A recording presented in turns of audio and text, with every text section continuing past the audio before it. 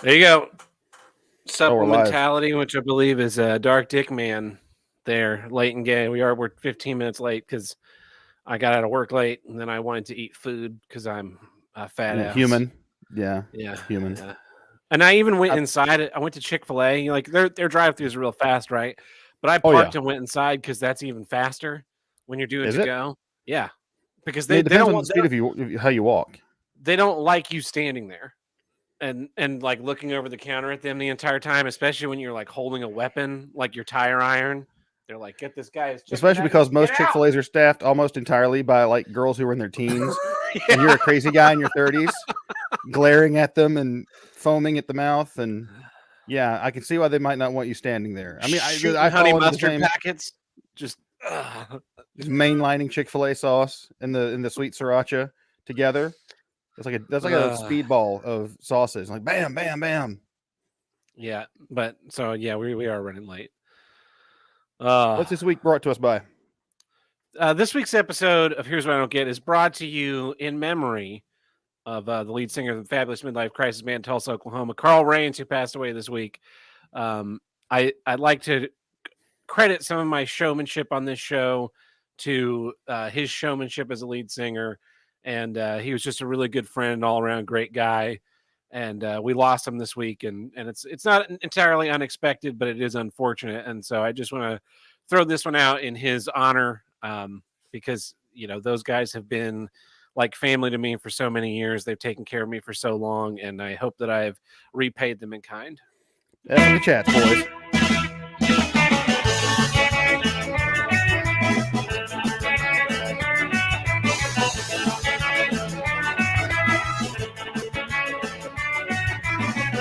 Hello and welcome back to Here's What I Don't Get, from north to south, east to west, the only intercontinental podcast to tackle all of life's toughest issues and the longest consecutively running podcast on the See You Next Tuesday podcast network. I am your host, Tab Burton. With me today from the great red state of North Carolina, Uncle Buck. Yeah. Good to be back. Good to be back. Yeah. It seems like only 3 weeks ago I was here. It may seem like it was only 3 weeks ago, but it was actually, in fact, 4.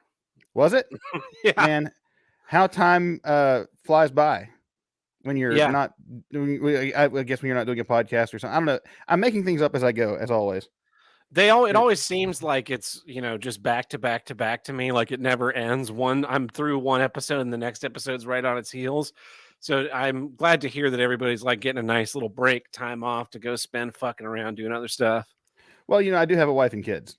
No, I'm not. I don't mean that derogatorily. I really mean, I think that is what's going to make it continue to work for people, is the fact that you're not committed to, essentially 8 hours a week to do the show and the bonus content and fucking the pre stuff, the post stuff.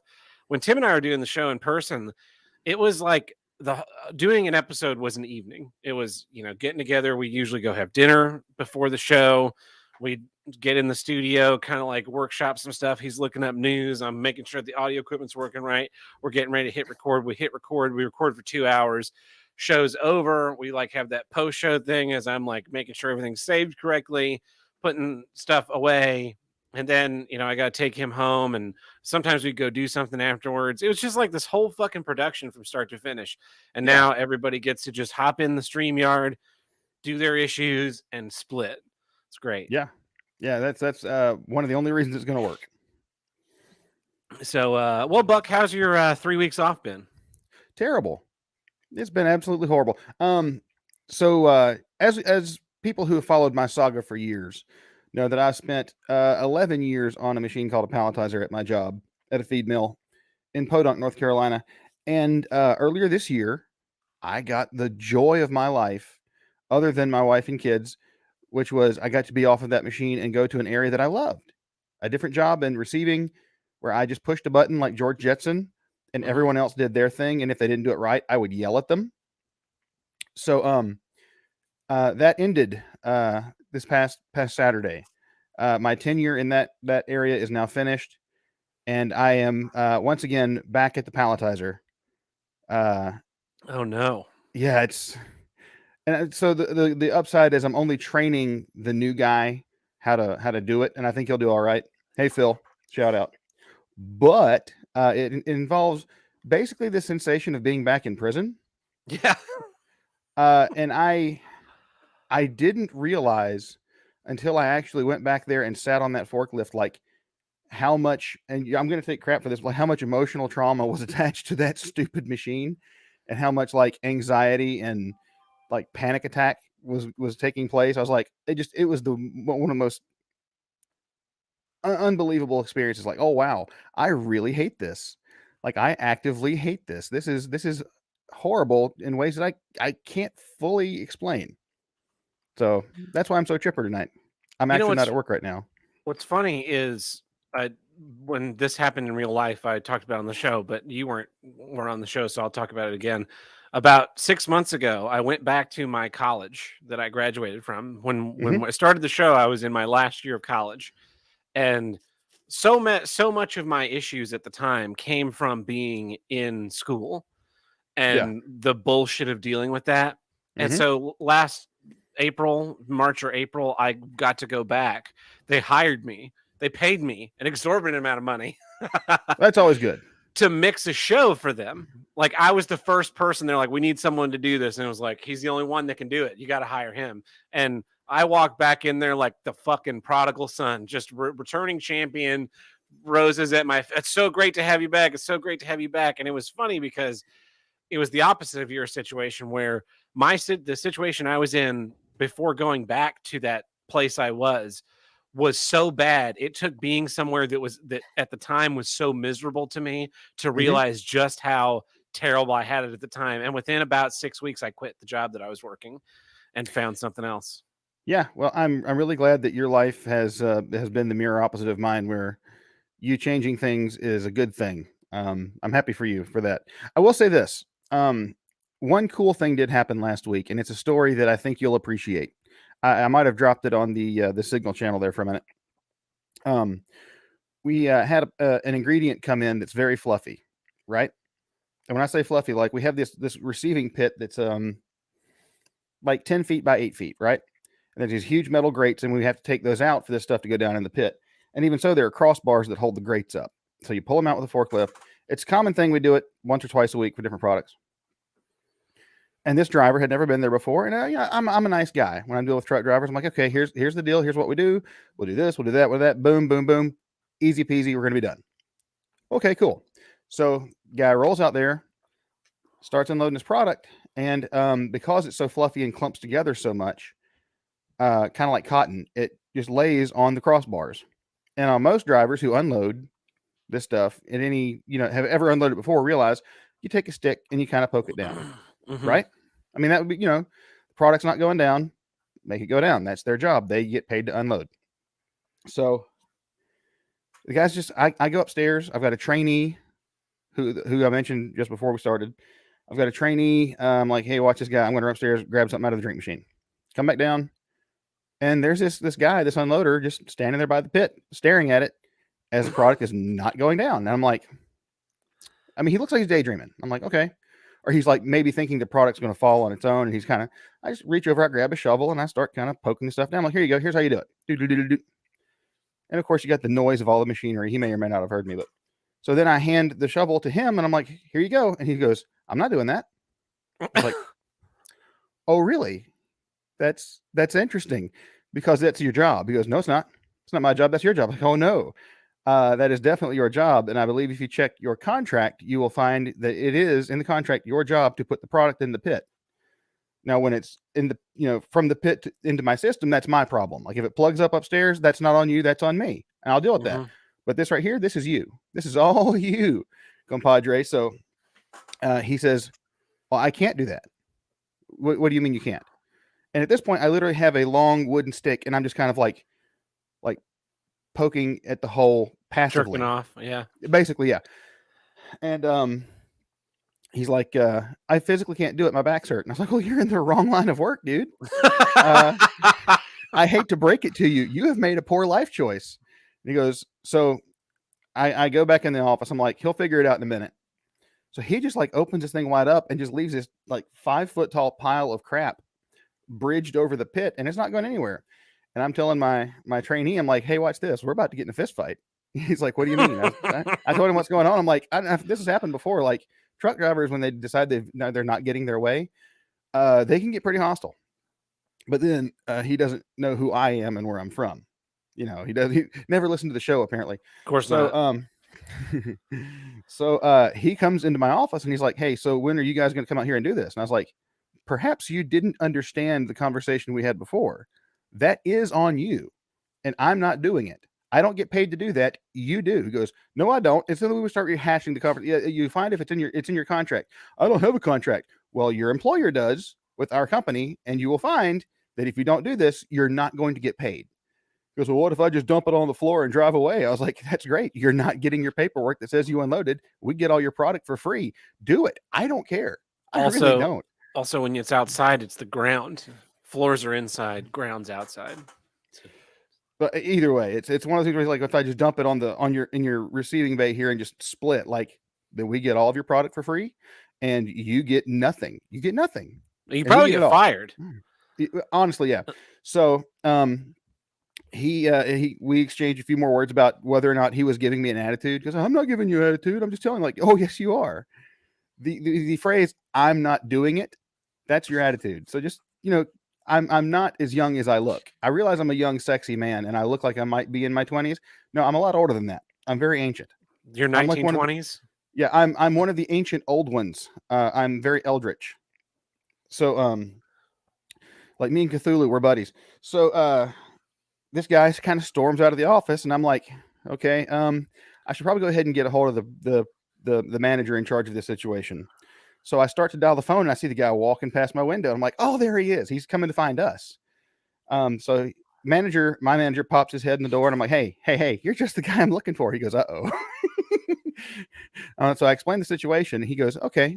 Now he's a much more level-headed person than I am, and he's much less likely to invoke a hammer. Much more like me. Yeah. No, because you would listen, as riled up as I get about things, you would not have handled this guy any better, I don't think, except for this one thing. So my manager is like, well, let's just go out and talk to the guy. And I'm like, yeah. I start cracking my knuckles. Like, let's go talk.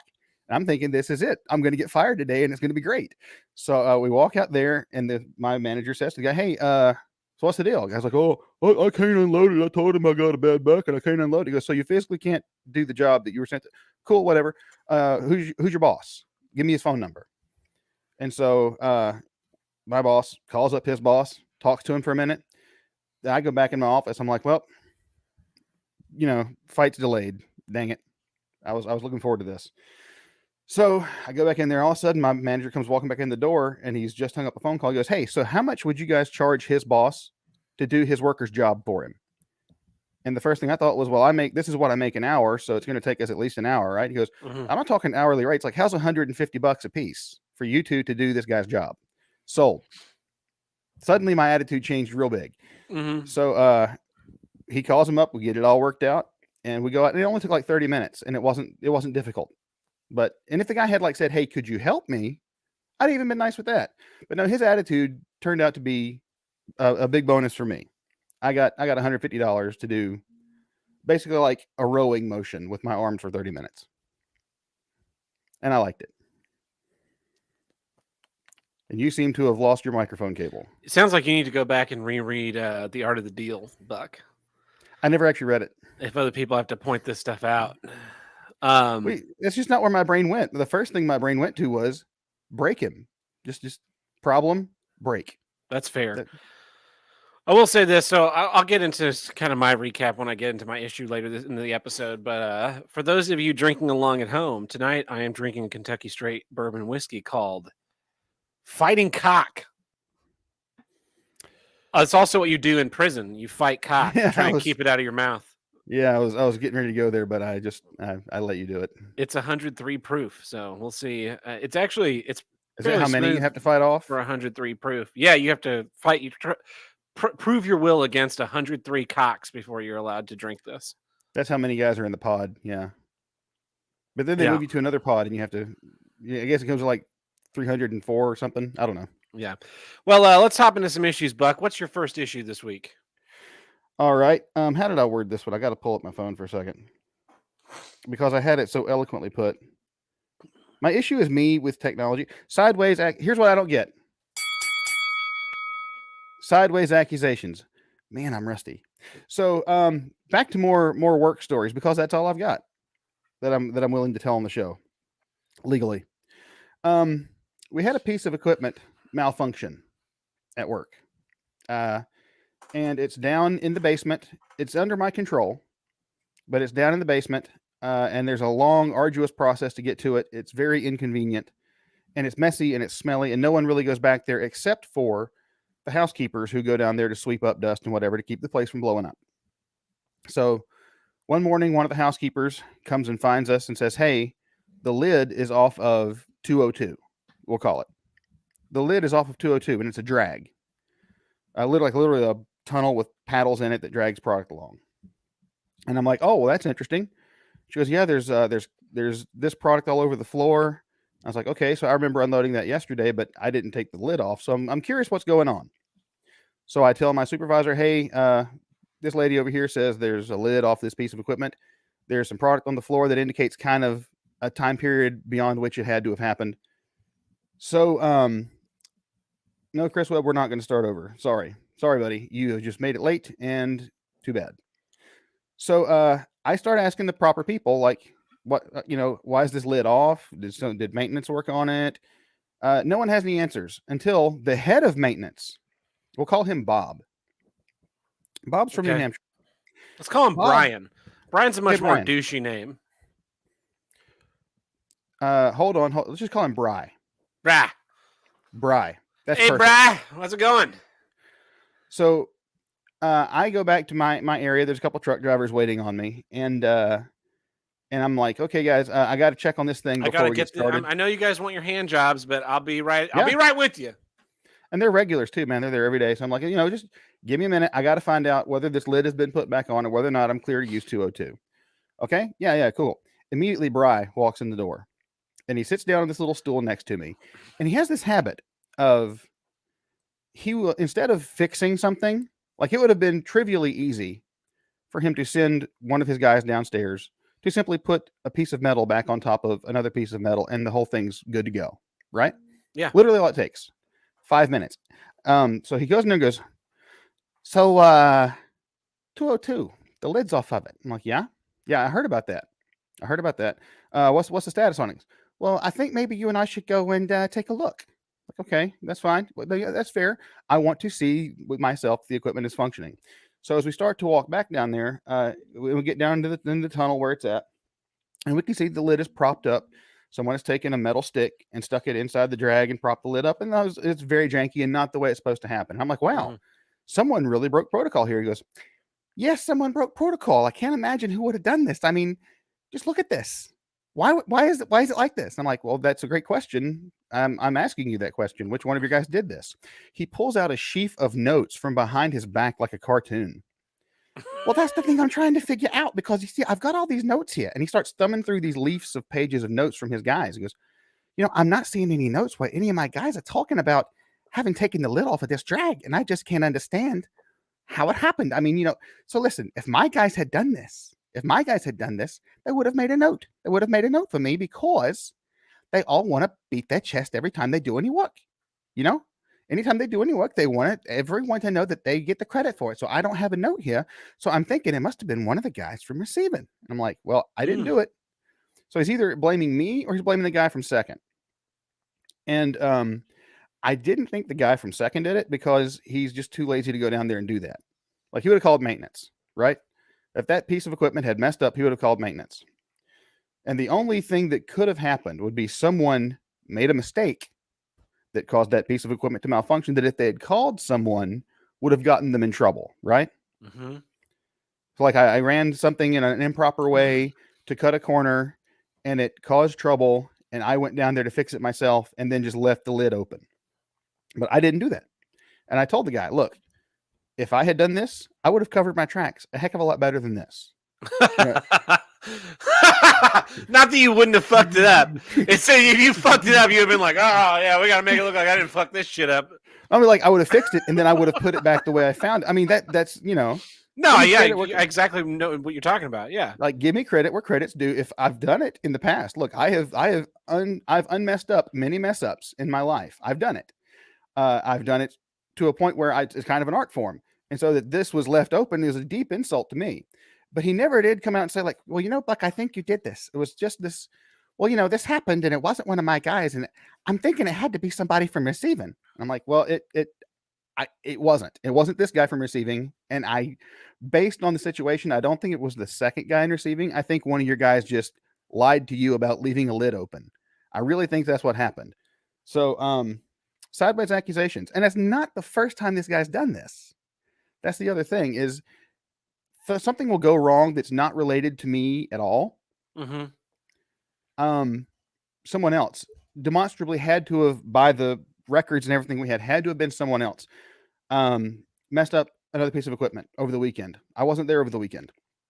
I come in Monday morning, things aren't working right. It's a big deal. I'm like, hey, this thing is broken. This is a big deal. Do we have any idea what happened? Old Bry comes walking into my office a couple hours later after they've kind of started sorting things out, sits down next to me on that little stool, pats his leg, because he's got to be in his 60s, right? Kind of pats his leg and so 213's back up and running. So are we all good? I was like, yeah, because you know, my manager was in here looking for somebody's head, and I think he was expecting me to throw this other guy under the bus, and I'm not doing that. This is who I think did. He goes, well, you know, here's the thing. You got a button over here for clean out shutdown. And I'm wondering, are we pressing that button? I'm like, no, we just wait. The clean out shutdown button is a 5-minute cycle. We just wait the 5 minutes for the product to clear out.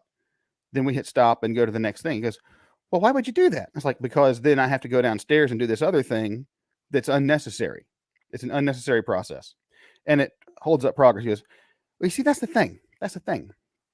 You know, if the button's there, I'm thinking it's there for a reason, and there's a process, and they've got a reason they want to do it. So why are we not doing the process? I was like, I just told you, because the process is broken. You know, fix this problem, and I'll do the process. But right now the process is broken. Leave me alone. But you know, I'm just thinking, you know, there's a reason we got to do the process. I'm like, well, hold on, dude. How many times are we going to go through this circle of a conversation where you're accusing me of breaking this thing that I had nothing to do with to begin with? And you're kind of making up these little sideways reasons about why this is broken that actually had nothing to do with the reality of what happened. It was one other time we have a big piece of equipment that moves rail cars back and forth. Is it called a train? It's called a shuttle wagon, but it is basically a miniature train, and it's really fun, and I love it. I love it to pieces. But to operate the air brakes, there's these things called a glad hose. It hooks the air hose from the one car to the air hose the next, and they kind of shake hands. You sound like a glad hand, right? Yeah. So I worked in receiving once about 9 years ago. And then I was only there for a few months, and then I moved somewhere else, back to the palletizer. And in the intervening years, they asked him firmly but politely to leave. They did. Honestly, that was a terrible story. There's a whole story behind that. Again, getting blamed for stuff I didn't do. So in the intervening years, no one like put a bungee cord or anything on the glad hoses to stop them from dragging on the ground. So by the time I made it back 9 years later, the glad hands are ground down to nubs. Like the round fin is like sliced in half from just years of dragging back and forth on the concrete. And so I say, hey, now that I'm back here, and you know, I've been back here a few weeks, how hard would it be to get the glad hoses replaced on the shuttle wagon so that I can use the air brakes, which no one has used in approximately 8 years? Because I think those are probably good for safety. Which is the go-to. It's so stupid. Excuse. No, it's the go-to excuse for anything. If I want something done, I find some way to like finagle it into safety, and then they have to do it. So that's incredible, because the place I used to work in Tulsa, if I said something was for safety, they'd like be more mad at you for wanting to spend money. Yeah. So I'm like, hey, so how hard would it be to get these replaced? Well, we'll look into it. So he approaches me a couple days later. He goes, you know, I was out there walking by the shuttle wagon, and I couldn't help but notice those glad hoses they've got a little hole in the metal pot for a hook where you could hook like a bungee cord or something. But I'm noticing there's no bungee cords. What's up with that? And I was like, yeah, So for like 8 years when I wasn't out here, someone neglected to do that very thing, and that's why the glad hoses are in the situation they're in. Yeah, but I'm still not seeing a bungee cord out there. I was like, yeah, I'm asking you for bungee cords and new glad hoses. That's what I'm asking. Yeah, but you see, how did it go 8 years without somebody putting? Like, I don't know, dude. What do you I want from didn't me? fucking work here. Yeah, yeah, and so Every it all night I left the forklift, I ran out next to the thing and just took the glad hoses and just scraped them on the ground like a child trying to wear away the ears of a Batman toy. Just so that when I got this job again, I could ask you for a bungee cord, you fucking moron. Replace the hoses, put the bungee cord on there, and then shut the fuck up. Yeah, so here's the best part. They never did order me any new glad hoses, but the rail come in and do switches every day. And new rail cars, they'll come in and out. And one day, as I'm walking past rail cars, undoing the air brakes so that there are no air brakes because I can't use them because they don't work, right? Yeah. So I'm undoing the air brakes, which is safety, and so now the rail cars can just slide back and forth as they please. I happen to look on the back of one, and there's this glad hose laying there, and it's not attached to anything. It's a little rusted over, so I can tell it's been laying there a long time. But there's a little cap, a little plastic cap in the hole where the air goes through that tells me this thing was laid there when it was brand new and unused, and has laid there long enough to rust.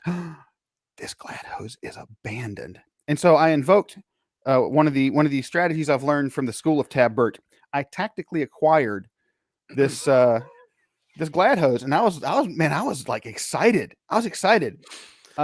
Now, unfortunately, you have to have a pipe wrench, which I don't have access to without going to maintenance. So I walk into the maintenance shop with this glad hose under my arm, and I'm excited. I'm like, hey man, so I happen to find this glad hose, and can we get a pipe wrench to go swap it out so that I can use air brakes again for safety? And he's like, where'd you get the glad Why are hose you at? asking stupid questions?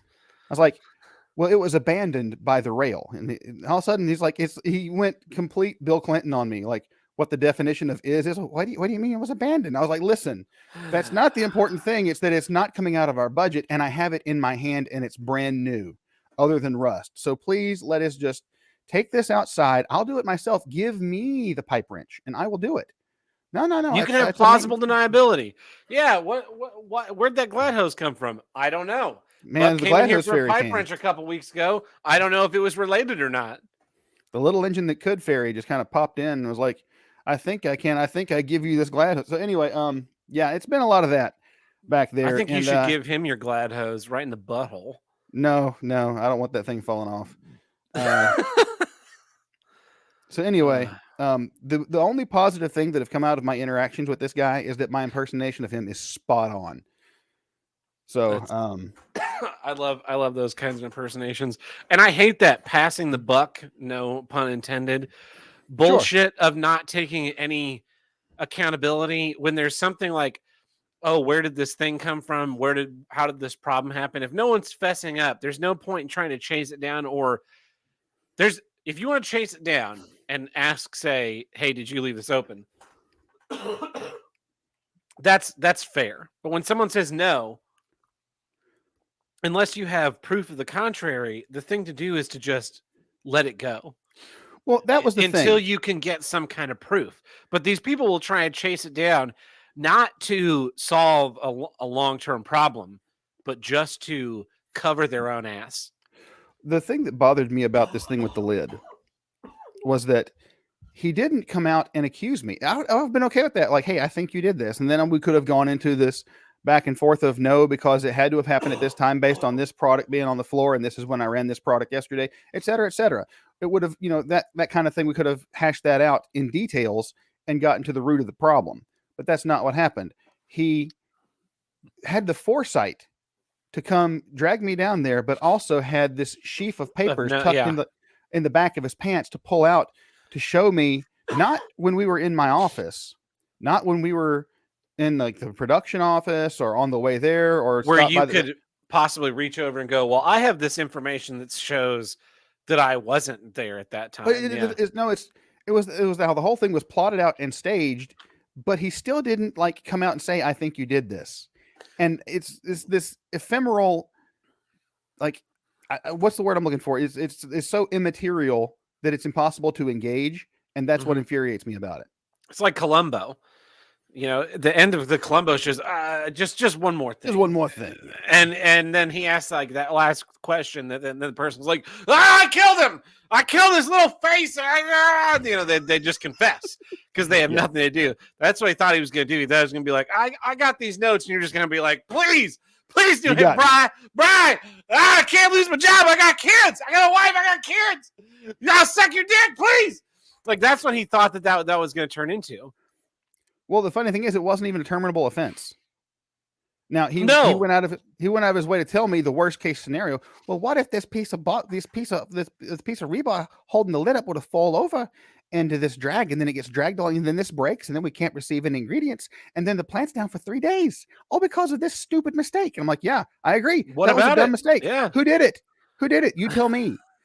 Like it was just one of these things. Like I'm not saying you did it. But look how bad this could have been. I'm not saying you did it, but look how easy this would have been to avoid. I'm not saying you did it, but you did. You know, I was like, yeah, so, lies and implies. I'm not gonna say you're a rapist. I'm just gonna imply it and then play some audio that makes it seem like you're a rapist.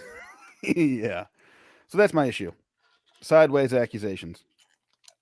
Yeah, if there's one thing that I think that you should take from the show, it's that you should always be straightforward. If you got a problem with a man, say it to him.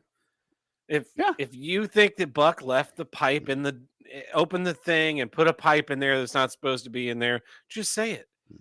Yeah. But that's that like pussyfooting, the feminization of men, that you can't have that direct confrontation. You have to have this like oblique Romulan-esque confrontation of pretending that you don't know what's going on to try and trick the person into telling you what you want to hear.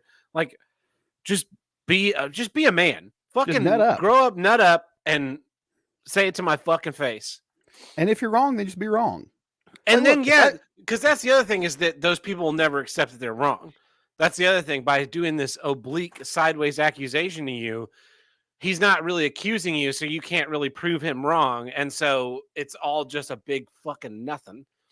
Just a big waste of everyone's time to make you seem like I don't even know what there is to gain.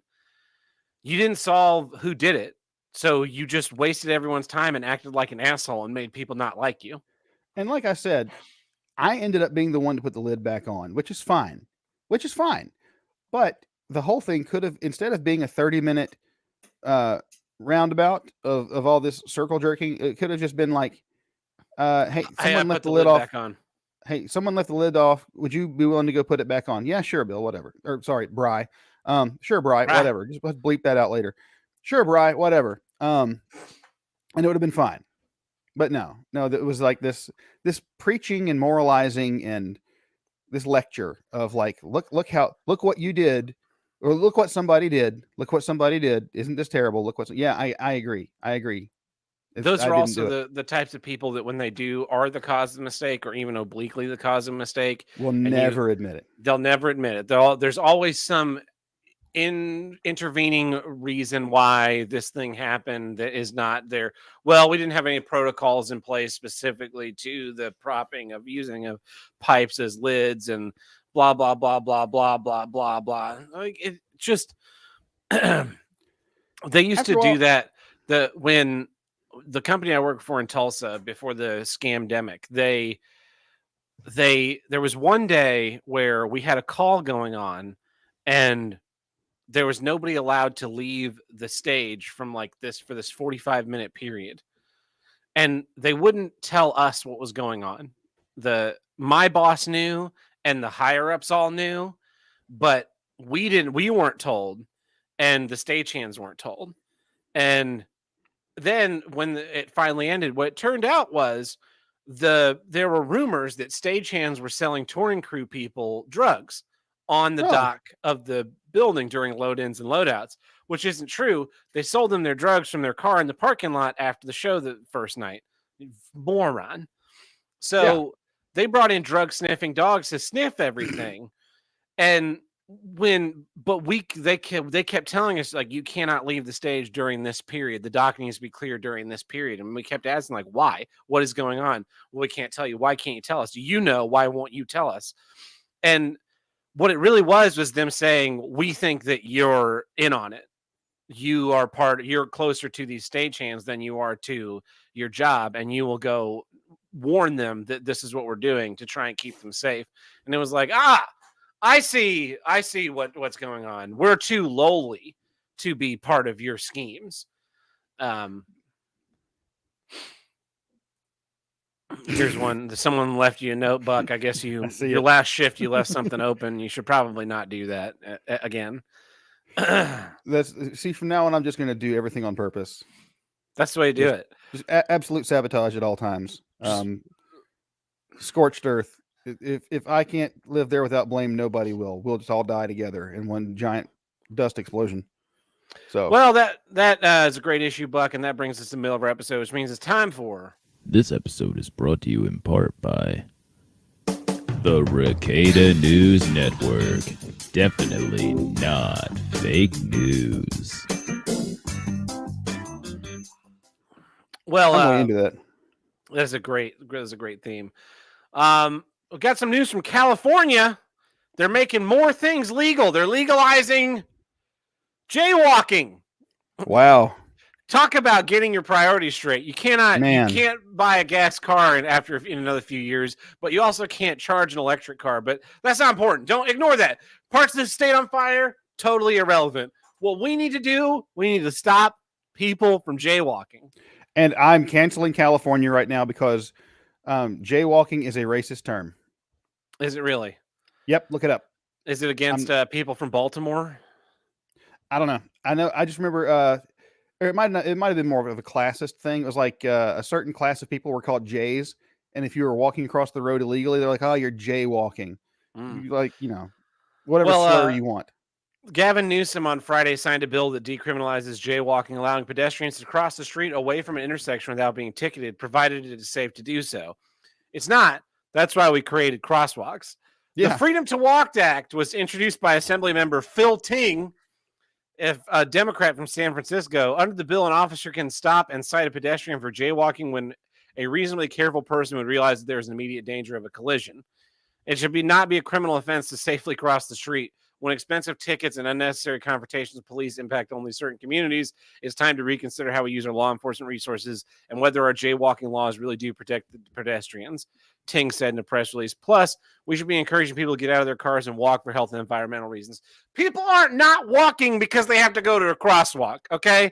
People are not walking because there's shit all over the streets of your fucking home district, Phil Ting, you fucking piece of shit. He's arguing that jaywalking is arbitrarily enforced, which is probably true. And I'm all for less laws because this is definitely a stupid one. But I cannot fucking stand people wandering through the middle of the street, especially when they're 30 feet from a fucking crosswalk. Walk to the crosswalk. If you cross the crosswalk without the light, that doesn't so much bother me. When you dart out from between two parked cars because you're too fucking lazy or too fucking stupid to look both ways and find a hole, you deserve to get hit. I mean, that's really if you're going to unban jaywalking, you need to also unban hitting some dumbass pedestrian with your car. Yep. You see, my brain immediately went to who profits from changing this law, because what's going to happen is the subtle thing I've noticed here is that it's left up to the discretion of the police officer as to whether or not a reasonable person would have made this decision. So the cop can just say, "I thought your jaywalking was unreasonable, and I'm giving you a ticket." But here's the thing, because they were doing that already anyway, right? Mm-hmm. But now you have the opportunity to go fight it in court, which benefits who? The court? Lawyers. Oh. I would be very interested to see who came up with this bill. Why would I go to a lawyer to fight a jaywalking thing? Well, because audit the audit. A jaywalking laws create opportunities for police to racially profile. Yeah, all these black people keep walking across the street illegally and getting ticketed. It's ridiculous. Yeah. It's profiling. Like, what? That seems kind of racist on your part to think that only minorities or racially profiled people do this jaywalking. They're profiling against hobbits. It can turn potentially life-threatening in a police encounter. Yeah, well, if you draw a weapon on a police officer, don't be surprised when you get smoked.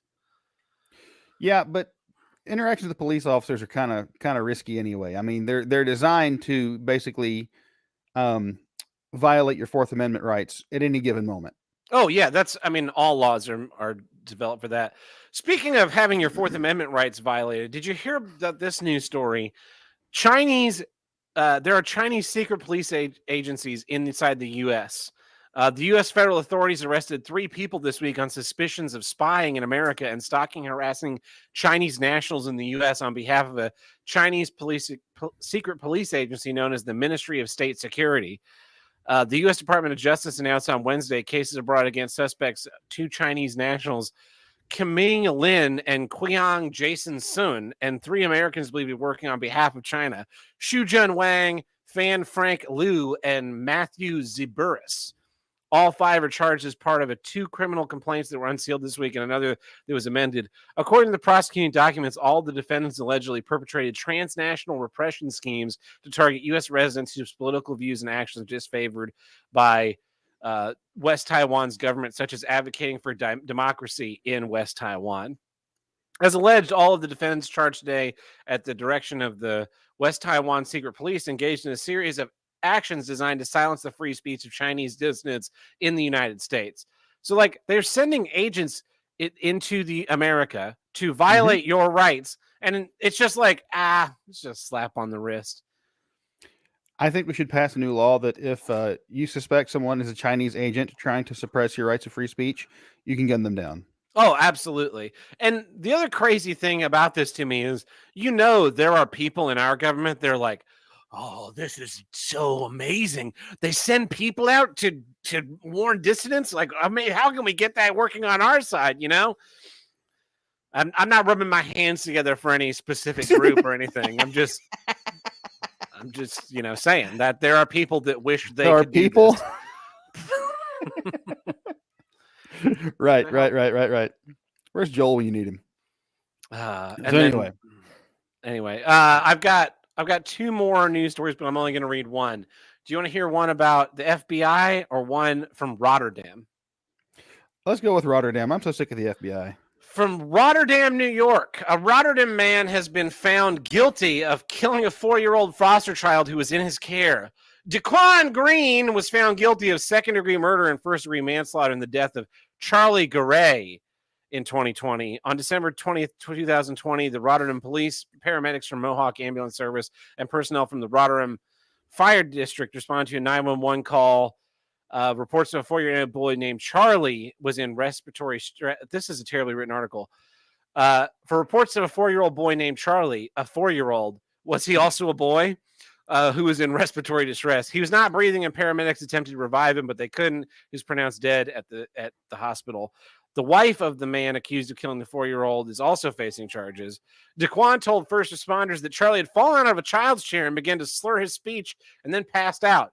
He told others that the child choked. Instead of calling 911, he called his wife while she was out shopping. When she returned home, she made the 911 call for help, and medical investigation revealed that Charlie died from extensive internal injury to his liver and intestines caused by blunt force trauma. So they think that this guy punched a 4-year-old so hard to rupture internal organs and kill it. Isn't that like your hero? What, someone who punches a 4-year-old that hard? I mean, you don't like kids, right? I don't really care for kids, but I mean, when you get involved with a woman that has a kid, you're kind of fucking asking for it. Like, I'm at the grocery store and these kids are freaking out. They should get punched to their death because their parents not taking care of them. Sure. And willfully engaged with this. Like, I'm on these dating apps, right? Just like anybody else. I'm flipping through there, clickety clackety, sliding through shit. And I see, like, I'm 28 years old. I have 4 kids. We're a package deal, so you got to put up with this. I'm like, oh shit, that's a huge bitch. Swipe left. I'm not getting involved in that at all. Just delete the app. So this guy needs to not be involved with that. I also, I don't want to racially profile here, but Daquan does not sound like a white guy's name. I declined. I invoke my Fifth Amendment right to remain silent on that one. That's a good choice. Well, this has been the Ricada News Network. Definitely not fake news. Well, that takes care of our legal obligations this week, Buck. But you know what it doesn't take care of? The next copy of Punch Out. If you want to help us buy a copy of Punch Out, you can visit us at patreon.com/HWIDG, which stands Junior for Punch Out. Here's what I don't get. Junior Punch Out. It's like Mike Tyson's Punch Out, but you only fight 4-year-olds. And they're one-hit kills. Bam! Round 1, total knockout. Round 2, boom! Total knockout. Like Glass Joe, Glass Billy, Glass Jill, Glass Sally, Glass Thomas. Blam. Oh, Yeah, boy. Anyway, patreon.com/HWIDG. Here's what I don't get, where you could support the show. We have the $1 tier, which gets you early access to each week's episode, plus our monthly minisodes. We have our $2 tier. We throw random bits and bobs we do now and again. Tim and I will probably do a review of Halloween Kills later this month. I'm sure it's not going to be good. We've got our $5 tier. We do a monthly bonus episodes. Here's what I do get, where we drop the hate and talk about what's great. And then finally we have our $10 tier, where we do our monthly movie commentaries, where you suggest a movie commentary, we watch the entire movie, record a feature-length commentary, and then finally we have our $50 Spite producer tier, where you get a say in the show. You can ask for a special bonus bit. You can get us involved with a special form of the show, ask for issues, ban a host, ban a voicemailer, anything you want that's in our power, we will do our best to fulfill. And we thank all of our patrons, big and small, for helping make the show possible, because without you, this show would not be possible. We would not have continued our 306-week streak. So Uninterrupted. Say that 5 times fast. But anyway, That thank you 5 to all our times fast. patrons, big and small. Yes. Keep supporting the show. We really, really appreciate it. But let's get back into some issues, Buck. My issue What's your this issue? week. Here's what I don't get. Armchair entertainment directors. Okay. I had family in town this past weekend, and I'm holy sorry. shit, do I wish I had today off instead of having to work today. Not only did I have to work today, but I had to get to work extra early so that I could pick up a computer for my new assistant, because we had to have the Uphill old- in the snow both ways. Yeah. But my weekend was just a fucking whirlwind of events to try and like keep these people visiting from out of town entertained. And it is just like, it's great. You're on vacation, you're spending some time out of town, you're visiting a new city. You're taking time off. You're taking a weekend away, whatever the case may be. I'm not doing that. This is just Saturday and Sunday to me. The way Saturday and Sunday for you is to do laundry and wash the car and do whatever else, go to the grocery store. But instead of doing that, I have to go do all the things that you're doing for your vacation time, like walk around a historic downtown and shop in stupid shops that have nothing that I want to purchase, or go to a Renaissance fair that's an hour outside of town, or go tour the Arch. Like those, Spend money that you didn't want to spend. exactly. And it's just, and then you also have to like be on top of all these things that are going on so that there are options. And it's just the worst. And you have to be an expert in everything That because too, it's good- your town. Yeah, then they ask you those questions like, well, what's this whole thing about? And I don't fucking know. I've lived here 3 months. Your guess is good as mine. I took a different turn on the way home today and discovered a liquor store that someone's been telling me about for the better part of 3 months. It's on my way home. It's not like oh, it's on your way home if you take a special route. If I just turned, I would turn into this liquor store and then I could turn out and get back on my same route. And my friend's been like, oh yeah, you should check out that. They got everything. They've got all these things you're looking for that you haven't been able to find here in town. Yeah, just go to that one. Fucking, he was absolutely right.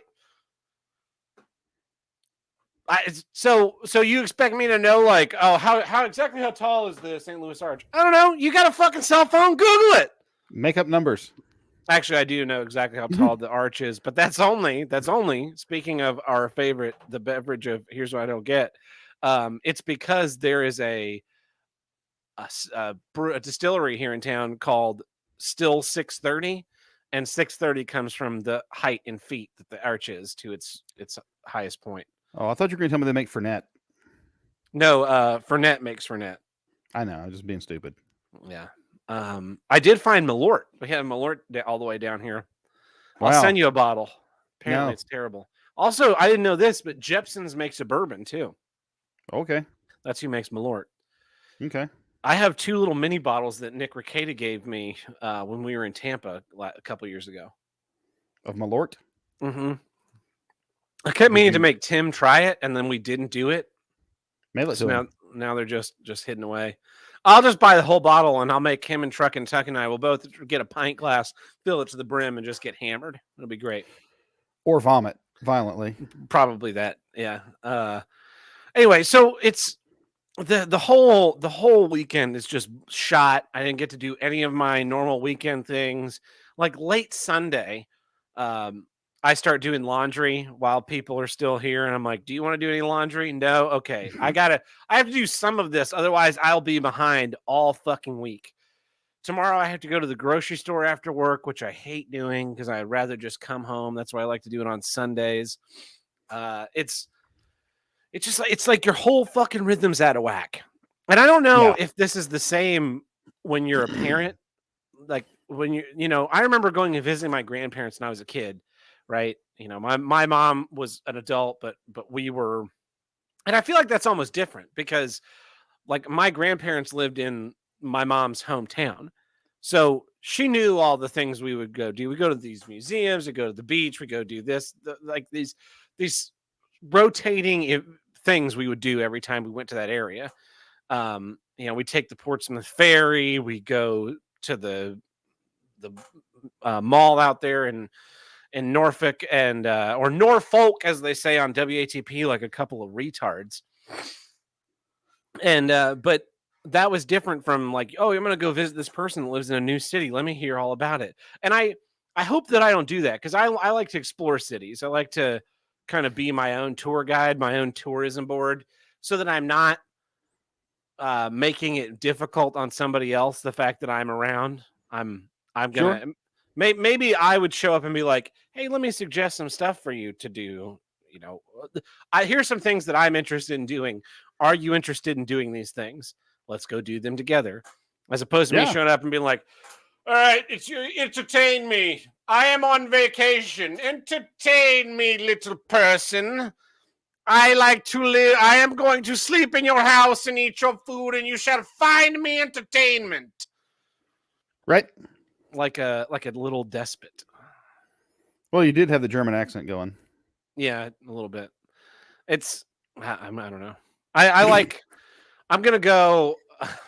The next time someone's like, "Hey, I'm coming up to St. Louis. I'll spend some time with you." Be like, sorry, I'm out of town that weekend. Where are you going? Fucking Jefferson City. Hell. I don't know. Just anywhere away from you. Hell, just going to hell for a weekend. Just get away. I'm just gonna go. I'm gonna go hang out in some caves. Like Real life Minecraft. Yeah. Yeah, like a hobbit. I'm just gonna cover myself in cloaks. I'm not gonna wear any shoes. I'm gonna live in a cave for the weekend. We're gonna be there for 2 weeks. I'm going to the moon. I'm going to space. I'll never be back. Yeah. Please don't call here again. Me and Elon Musk, we're going. We're out. Peace. So Elon Musk donated Starlink satellites to everyone in Ukraine, or a bunch of people in Ukraine, so that they could keep the internet up despite their invasion of Russia. Shoot them down. Well, now he's saying that they should probably de-escalate this whole war that's going on, and they're calling for Elon Musk's head on a pike. Escalators only go one way. They go up. That's true. I hope they drop a nuke. Just nuke the shit out of themselves. I hope they forgive everyone's student loans. No, that's coming. We've already got 20 grand. Well, I'm making a reference to the last episode I was on. Speaking of last episodes, I got a question for you, Buck. I'm going to have to ask you this during the news segment. Okay. So let's say you're going to the bathroom and you go to pull your wiener out of your pants. And for some reason, your wiener maybe doesn't clear the fly. Maybe you're not well endowed. And you pee all inside of your pants. But you were trying to pee in a urinal. Did you pee your pants? The pee is in the pants? The pee is in the pants. It came out of your wiener. Yes, you peed your pants. Okay. I agree with you. Tim and Tony seem to be on that doesn't count as peeing your pants. And Joel was kind of on the fence. Well, that's an electric fence. That's a whole different thing. No, if you are incompetent enough that you didn't get your stuff out of your pants before you began to urinate, then you peed your pants. There's a video game that was called Don't Shit Your Pants. Hmm. It was basically the same thing. It was like you didn't have to get it in the toilet. You just didn't have to get it in your pants. You can pee on the floor. That's not peeing your pants. Yeah, You can pee on the fence. That's not peeing your pants.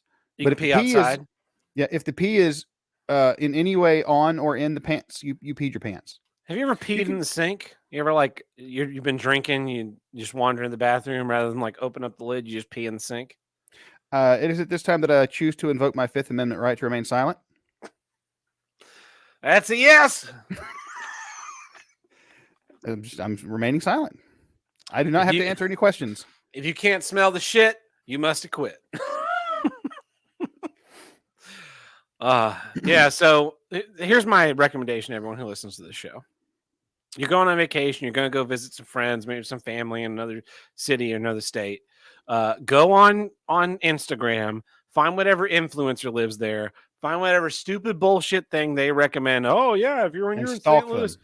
you got to go to the city museum, or you got to go to the Forest Park, or you got to go see the Arch, you got to go to the fucking Cahokia Mounds in Illinois, whatever stupid shit they say, and you go do those things, and then you just have dinner with whoever you're visiting, because I'm sure they'd Yeah. much rather just lay on the bed and sleep.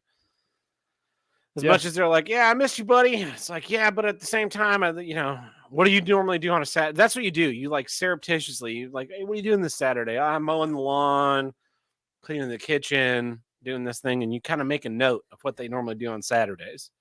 And that way, or Sundays, whatever days they do. And then when you arrive, you're like, hey, I know you probably have all these things you need to get done. Would you like to do some of those while we go do boring touristy shit? Without you, yes. And then we can meet up for lunch afterwards. That sounds great. I thought you were going to say it in the other direction, where like you find out what your guest normally does when they're at home, and then when they come to your house, be like, hey, I know you're away from home, so here's one of the comforts of home: mow my yard. That would be a good one. See, now you get the experience of mowing a yard in St. Louis. Yeah. See, it's different. It's scenic. It's adventure-y, and also it's mowing the yard. And also, you owe me because you're staying in my house and eating my food. Mow my yard For free. Yeah. for free. Well, it's not free. It's mow my yard. Yeah. It's mow my yard, or the Holiday Inn is right over there, and McDonald's is down that way. Mow my yard. That would be a pretty fair trade. Speaking of things from previous episodes, you were talking with Joel about dog turds, Yeah. and mowing the yard brought me back to that. I think so. And to recap, the story was someone had led their dog in front of someone else's house, encouraged or instructed the dog to poop there, and then left it and got clapped. Mm-hmm. And I think that is, I just have to applaud that person. The insanity plea, there's no judge who would find that person insane. They were just within their rights. Yeah, they should have been absolutely within their rights. I think all dogs should be put down mandatorily by law. Cats as well. I think owning pets ought to be illegal. What are you? Because vegan? it's an affront to me. Oh, I don't think owning pets should be illegal. I just think that if you're not handling the parts of it that you don't want to, you shouldn't be allowed to. Like, maybe you need to have a license. Yeah. Maybe that's what we need, a licensing system where it's like you show up and you're like, yeah, okay, you want to buy this cat from the cat store. Are you going to scoop its shit? Are you going to let it go live outside in the street? Yeah, I was going to have it be an outside cat. Sorry, you don't get a license. So here's my thing. This thought occurs to me belatedly. I'm not in favor of creating more laws. I'm in favor of removing laws. So I don't think that there should be a law requiring you to have a license. I just think it shouldn't be illegal to shoot someone else's pets or your own. That's fair. So like if your neighbor has a dog that starts barking at 1:00 in the morning and won't shut up, and you call your neighbor and you're like, hey man, shut your dog up or I'm going to shut it up. And he's like, screw you, man. I'm the city manager. And you just, the next thing he hears over his phone, also he hears outside of his window, which is just katow. I told you. And then the only exception should be cops. Oh, so cops are not allowed to shoot your dog? No, Yeah. cops are encouraged to shoot all animals. I disagree with that. Well, you're allowed to disagree. I think just gunning down pets in a genocidal manner should be absolutely encouraged by the law. See, the problem I is think not they the pets. The problem is the people. It's always comes down to people. It's like people that don't take care of their pets, people that don't like take care of their old parents, so or that we people that need own Social pets. Yeah, Security. people are definitely the problem. We so we need to prune the gene pool of stupid and lazy people. So in addition to it being legal to shoot their pet, you should also then legally be required to shoot them. Yes, just wipe out the whole fucking chain Just and their absolutely kids. for student debt. Yeah, I'm That's on board. that's what. Well, when you get shot by your neighbor because your dog shat in their yard, your student loans are forgiven. Just a 20 ton or 20,000 pound bomb of just debt forgiveness, just Ukrainian debt forgiveness every time. Boom, every Bang. time. Oh man, people walk their dogs up and down my street, and I'm waiting to see someone on the camera just let their dog shit without picking it up. Like they make little bags for that. I know it's gross. That's why I don't have a dog. I don't Yeah. want to touch dog shit. I don't really want to scoop cat shit either, but there are mechanisms that make it where I don't actually have to really interact with the shit. I just put it through a little strainer and boom, the shit's Well, in a box to go put in the trash. There's a mechanism so that you don't have to deal with dog shit, and it's called a gun. You just eliminate the problem. No, it's a butt plug. You just jam it up in there, and then the dog won't ever shit. I mean, a gun can service as a butt plug if you really are dedicated to the craft. Yeah. That. Anyway, yeah. So I'm tired of serving as. And the funny thing is, like, so Truckin' and Tuckin' wants to talk about coming up here because there's a bunch of haunted houses in this area, and like going to some haunted houses, and I'm just like, I don't know if I want to do another weekend of this in the same month. I need like 6 weeks off before I can stand visitors again. Yeah, so obviously, for people who are not watching the video stream, I'm wearing my Ghostbusters coverall, and I just thought a fun activity would be to go to a haunted house dressed like this, Mm-hmm. and then they're expecting you to like play along, but you just start decking all the people that work there when they pop out, the jump scare people, and just blam, Yeah, they'll ask you to leave. and they make me. They usually have security there just for that reason. I got when Truckin' and Tuckin', Tim the Handlebreaker and we worked a haunted house many years ago, and I got hit in the face, and I was wearing a welding helmet, and the square of the welding goggles cut into the front of my nose. I look like anybody in a movie who gets into any kind of accident. They just add They that got that little scratch little there. horizontal line right across the bridge of the Yeah, nose. Gotcha. I got punched twice, and I got a couple of other injuries with people, but getting You punched deserved was probably one of the worst ones. You Well, deserved it for working at a no, haunted house. no, Yeah. you fucking paid money for that. You I wanted paid this. money to come in and deck somebody for this service to humanity that you think you're doing by entertaining people. How dare you? Punch. You I'll paid hunt for you down, that. but Like it'd be like going to a sappy rom-com movie and then being upset that the couple gets together at the end. Like, yeah, I wanted to watch him die. You went to see this movie. Like you knew what that was walking through the door. Yeah, welcome to Baskin Robbins. We have 31 flavors. Yeah, do you have ham sandwiches? What? Do you have ham sandwiches? No, it's Baskin Robbins, 31 flavors of ice cream, you fucking moron. And then you just shoot the place up because there are no ham sandwiches. Go to a ham sandwich store. What was the name of that guy that said he was the Joker in the theater, the Aurora shooting? I don't remember. James Holmes. Yeah, maybe he didn't do anything wrong. I'm just saying. Didn't like the movie. You paid to come see the movie. Yeah, I didn't like it. Bang. That's a terrible joke. Someone posted about the guy who was in Diary of a Wimpy Kid. He killed his mom. He was going to go kill Trudeau, but then he like felt bad, so he turned himself into the Canadian FBI. And I was like, isn't it weird how when someone wants to kill a world leader, they like turn themselves in, but when they want to shoot up a school and kill a bunch of kids, the FBI is like, yeah, we knew about them. They're like, what? You knew about them and you could stop them, but you didn't know about Diary of a Wimpy Kid and somehow you stopped him? That seems a little suspicious to me. Somebody wanted to play Junior Doom. But if you start saying that, then you'll get sued for defamation like Alex Jones. Yeah. Poor guy. Yeah, we don't want to do that. In any case, we're way off in the weeds on this Yes, we are. issue. I'm exhausted. Like I'm trying to figure out how I'm possibly going to gain back the sleep that I lost. Because I'm waking up at 8 a.m. I'm waking up like I was going to go to work on Saturday and Sunday. Like normally I would sleep until at least 11.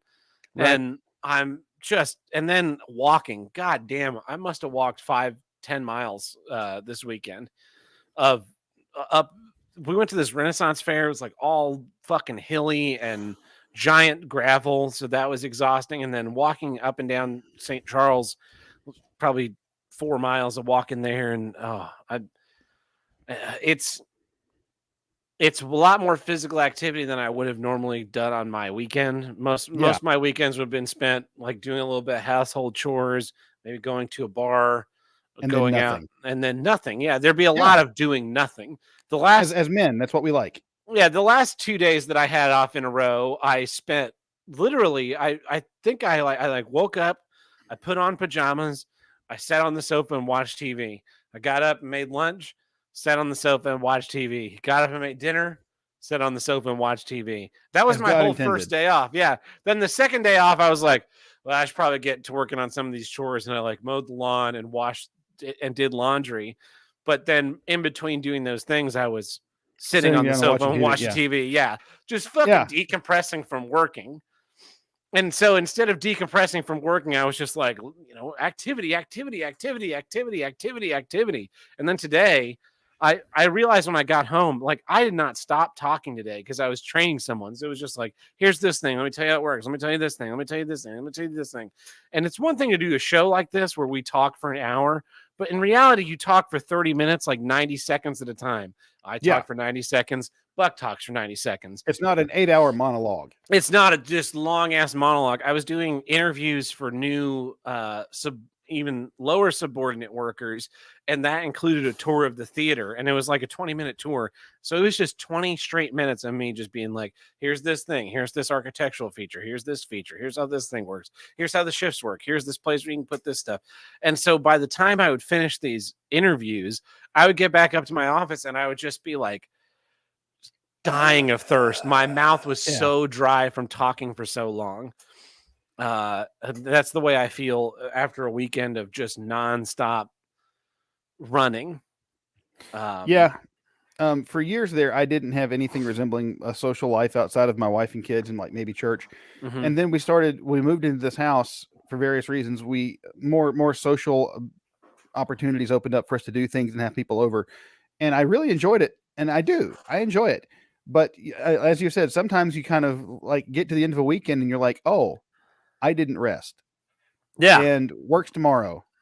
And then, the butt plug, the business end of that butt plug starts to look a lot better. And you're like, yeah. So, yeah. Yeah, we need that decompression time. That's it's I don't want to sound French, but like a 4-day work week would be kind of great. I think a no-day work week and just everyone just live on welfare. Yeah. Yeah. Oh, that's happening a lot right now. So everyone else is living the dream. I don't know why I'm so far behind the times. Fingers far from the pulse of the community, I guess. Yeah. Well, I don't think you would find purpose without having like work to do. I think I would find purpose in not doing anything on purpose. I disagree. I think I read this book. No, you're right. Bullshit Jobs by David Graeber, and he goes into like there's a psychology of working where we find value in the fact that we provide for our families and we're able to and that we do work. And so even if his theory was that even if we had a universal basic income so that you didn't have to go work, people would still go to find work to do, ways to occupy themselves that were productive, because otherwise they would like wish they were dead. Depression sets in pretty quick. Yeah. So that's what happened, I think, to a lot of people when they told us we couldn't go to work. That first week, people were like, yeah, get to sit in my fucking house. This is great. But the end of month number 2, they're just like, God, I need something to do. Can't bake any more goddamn bread. Yeah. Yeah. Bread makes you fat anyway. No, when I had my hernia surgeries, there was a 2-week period after that. I was off work for like 6 weeks, but for a 2-week period, I couldn't lift anything or do any driving. So I just basically had to sit at home. After 2 weeks, at least for a man, like sitting home, unable to do anything for 2 weeks will just absolutely make you want to eat a bullet. Yeah. And I've done that twice. Like the second time I knew it was coming. That was the dumb thing. I was like, I'm mentally prepared for this. I had little things planned out to like, occupy my brain. And by the end of 2 weeks, I was like, I want to hang. I need to hang right now. Please end it. Please end it. Please bring me. Hey, honey, are you on your way home from work? Can you stop by Harbor Freight and get me some Manila rope and just then go back away for a couple hours and just leave me be. The next time you get a hernia, that's gonna be, they're gonna be like, Buck, you have a hernia, and you're just gonna drive yourself off into oncoming traffic on the way home. It's gonna be something far more amusing than that. I'm gonna do like on Looney Tunes, where who was it? One of the characters came in and he's like, I've got the greatest magic trick in the world. And he pours all this stuff in this vial and like lights a match and swallows it all and kaboom! I'm like, wow, that was the greatest magic trick I've ever seen. It's like, yeah, but the problem is I can only do it once. Yeah. It's just a ghost. Yeah. That's what I'm going to do. I'm going to go out in some sort of horrifyingly spectacular fashion. Well, that's it. That's it for me. Being the armchair entertainment director. Go if you want to be toted around, go on a cruise. Yeah. If you want to come visit me, come with your own list of shit to do. That's my new chores. Or do chores, yeah. Yeah. You get to do all my chores while I take a vacation. Here's the spirit of St. Louis. Fold my laundry in the St. Louis air. Mow my St. Louis yard.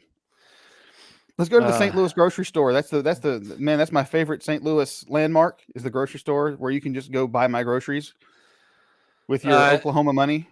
Head over to my St. Louis work and you can do my job for a couple of days. Do my St. Louis job. Get the full experience. As a break from your regular bullshit Tulsa job. I had to call and they expected you. It'll be fine. Just point at stuff. Just point and grunt. They won't point even at stuff be and able be to angry. Tell the difference. Yeah. Yeah, that's all being a boss is. Well, this has been Here's What I Don't Get. I'm Tab Burt. I'm Uncle Buck. Catch you next week. Bye-bye.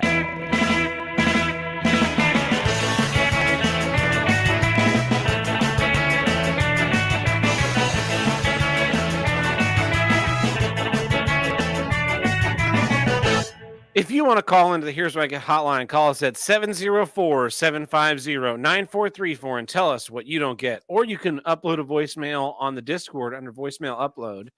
Unfortunately, we don't have any new voicemails this week. I've got one saved for next week, and I don't want to spoil it. So, why don't we take like one comment question from the YouTube chat or whatever chat's over here? Well, I've been showing them the entire episode. Are you? Yeah, but now I'm prompting whoever's listening to give one question. I do have to cut out pretty early, so this works out. But you got to give something behind the credits. Something. We could just start listing under all the racial slurs we know. I already did that in a song. Remember? Don't say nakers. Yeah. Yeah. That as I was mentioning before the show, I had a trainee last week who was taking over the position that I was in, and I was like, "Oh man, I used to be part of this podcast, yeah, and it was really cool. And here's a video." And then I started to pull up last week's episode, and Joel was like, "And then my daughter asked if we were going to use the N-word," and I was like, "Click. Maybe we're not going to listen to this episode this week because this guy's black and he doesn't know me like that. Like, maybe we'll just." Wow. I love to think that this show is just like slowly ruining lives. It's either like doing that where it just outright sabotages you, or it's slowly wearing away your like normalcy until you think like maybe we should drop 20,000 kiloton weapons on Ukraine, and you start like acting out the way that I would want people to act. The things that we say in jest start making a lot more sense. Yeah. So I was at this Renaissance fair this weekend, and this kid was staring at my sister. And I just looked at the kid. I got right in between them. I said, "Turn your head, kid. Your eyes are stuck." And their parent turned and was like, "What the fuck? Like, why is that giant man speaking sternly at my kid?" You just turn like, "Do you want some too? Yeah. Would you like some? Do you want to? I'll kill this 4-year-old, and then I'll kill your 48-year-old ass." And then no one understands, and you go to jail forever. So, Supplementality asked, "Uncle Buck, what is your favorite gun?" His love one gun. That works. Yeah, well, obviously that's more of a howitzer. That's more of a student loan forgiveness. But it's like a model one, so it's 1/16 scale. No, believe me, it works. It's not a model at all. It's a little too lethal. It's already successfully fired twice. So anyway, so it's weird for a guy who's so pro Second Amendment, and I do like guns. I don't consider myself a gun nut. Like and it's not that I dislike guns at all. I like them. It's just I don't fanboy over guns like a lot of people do. I've got an SKS that I like. I think, did you shoot that one? Yeah. We shot the SKS, and I like my little Arms Corps 22 that I've got. I've always wanted a Vaquero 45 because my dad used to have one. It was a 6-shooter, and he sold it or gave it away. And I've always thought, man, I would love to get a hold of one of those just because it was really cool. But as far as like favorite gun, I don't have one. I like guns in general, and it is what it is. They go bang. Yeah. They go Well, bang. there you go. There's some post. Was there one question? Stuff for you. So until next time, be sure to leave your voicemails on the voicemail hotline. Join us on the Discord, discuss the show and other boring bullshit. Yes. Ryan Dunn loves this show. Thank you, Ryan. We love you too. So do I. I especially love that picture of something in someone's butt that you've posted. That's an excuse for you to watch the YouTube. And yeah, thank you to everybody for supporting the show, keeping us going. So until next time. Yeah.